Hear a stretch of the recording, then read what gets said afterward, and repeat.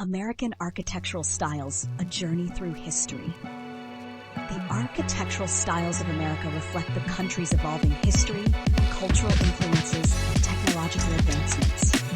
From the colonial period to modern designs, American architecture has been shaped by a variety of movements, each marking a unique response to social, political, and economic circumstances. This essay explores several prominent American architectural styles, offering examples of key buildings for each and tracing their evolution over time. Colonial architecture refers to the style of buildings constructed by early European settlers in America. Influenced by the settlers' European origins, primarily English, Dutch, French, and Spanish, colonial buildings adapted to the new environment and needs of settlers.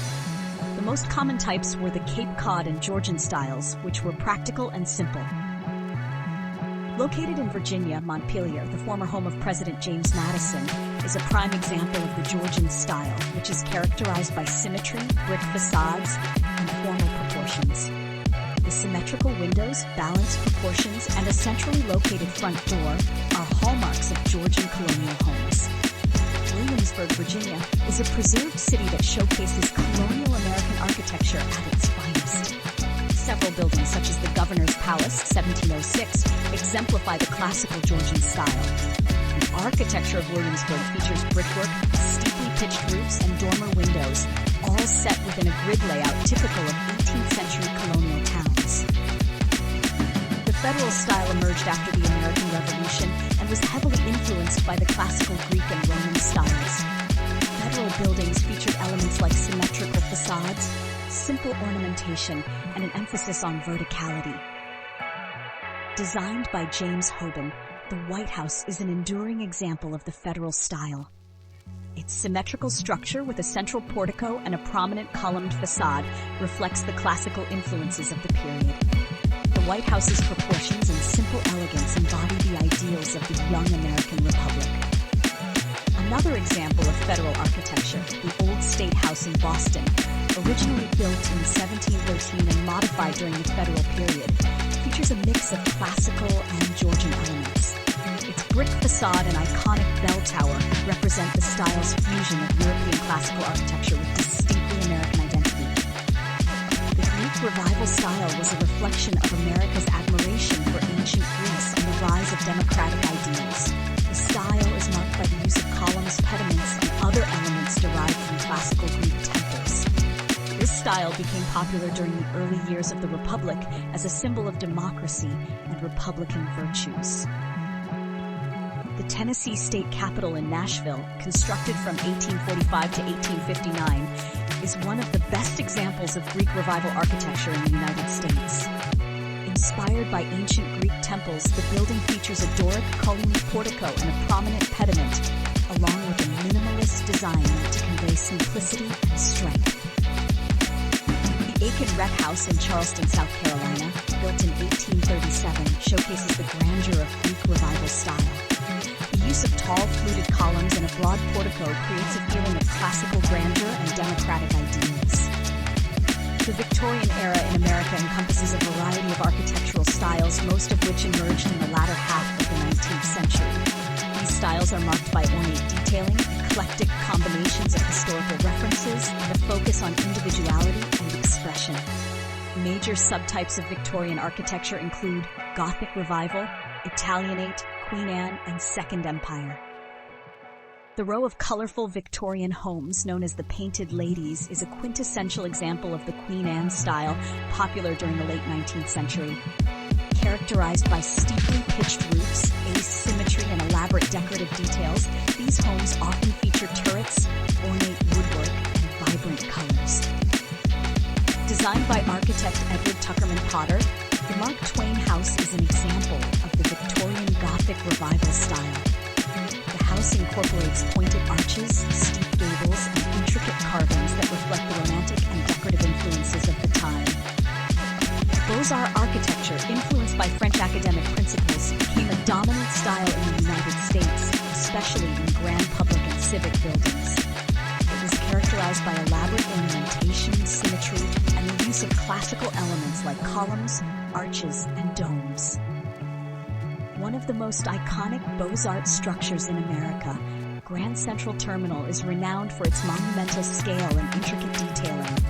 The terminal features an arched glass canopy, classical columns, and lavish interior spaces, all designed to express the grandeur and progress of the American transportation system. Located at Bryant Park in Manhattan, the New York Public Library is another stunning example of Beaux-Arts architecture. The library's grand marble staircase, massive bronze doors, and expansive reading rooms reflect the opulence and monumental scale of the style. The arts and crafts movement in America, influenced by English reformers like William Morris, emphasized hand craftsmanship, simplicity, and natural materials. The style rejected industrial mass production and sought to create more personalized and meaningful designs, often using wood and stone as primary materials. Designed by architects Green & Green, the Gamble House is a masterwork of American arts and crafts architecture. The house features rich wooden interiors, exposed rafters, and a harmony with its surrounding natural environment. The house's aesthetic is grounded in simplicity, organic forms, and craftsmanship, with every detail intended to contribute to the overall design. Many suburban homes built in the early 20th century, such as those found in neighborhoods across California, showcase the craftsman style. These homes often feature low-pitched roofs, overhanging eaves, exposed rafters, and handcrafted wood details. The style celebrates natural materials, creating a warm, inviting atmosphere. Art Deco was a style characterized by bold geometric shapes, rich colors, and the use of modern materials such as chrome, glass, and steel.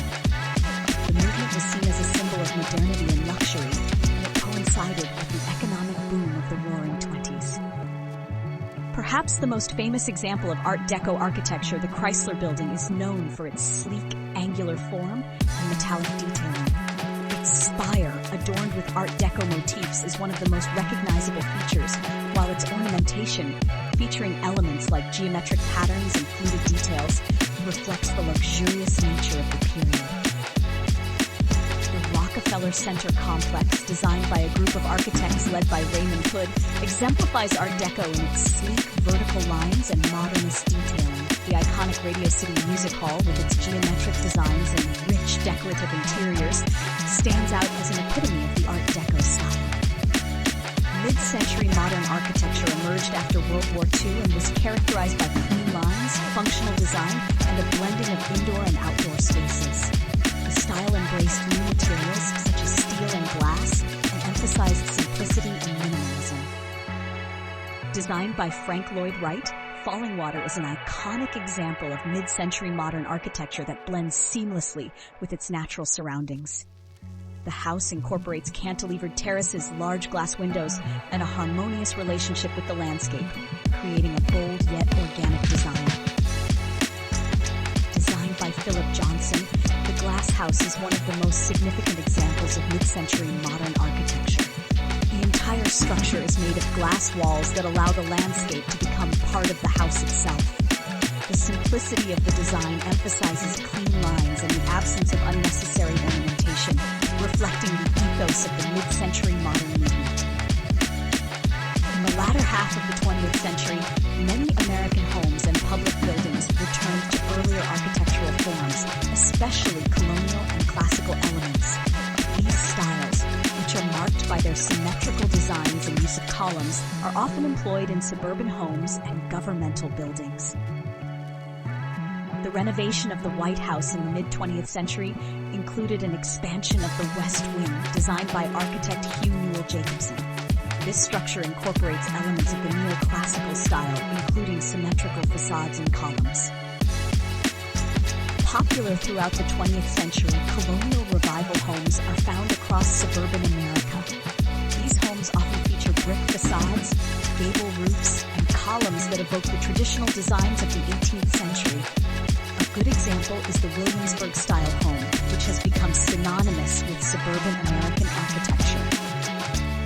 The diverse array of American architectural styles provides insight into the country's cultural evolution, from the colonial period to the modern age. These architectural movements reflect the changing tastes and